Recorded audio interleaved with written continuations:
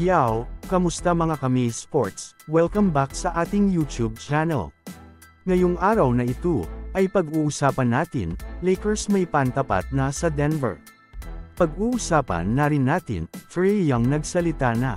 Ang Los Angeles Lakers nga ay na-expose ang kanilang kahinaan noong nakalaban nga nila ang Denver Nuggets sa Western Conference Finals, na kung saan kitang kitita nga dito ang kakulangan nila sa center position.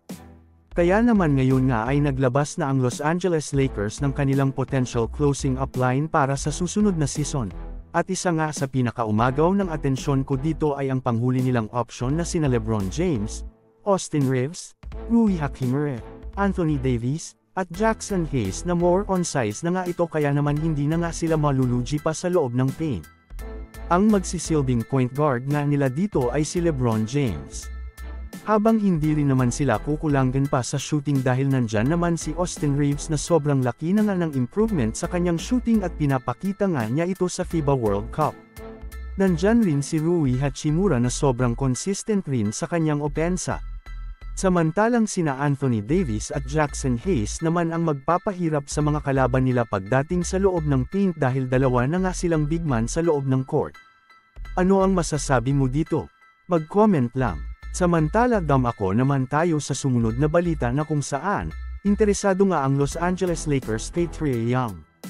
Ayun nga sa report na binabantayan na nga ng Los Angeles Lakers ang sitwasyon ni Trae Young sa Atlanta Hawks. Kung matatandaan nyo nga rin na sinabi nga rin ni Trae Young na interesado at open nga rin siya na maglaro para sa Los Angeles Lakers kung sakaling matrade nga siya papunta dito. Itong si Trae Young nga ay nag-a-average last season ng 26.2 points. 3.0 rebounds, at 10.2 assists per game, na mayroong 43.0% from the field at 33.5% naman sa kanyang 3-point line, at napatunayan na nga rin ito na kaya niya maging consistent sa kanyang opensa kahit nasa playoffs pa.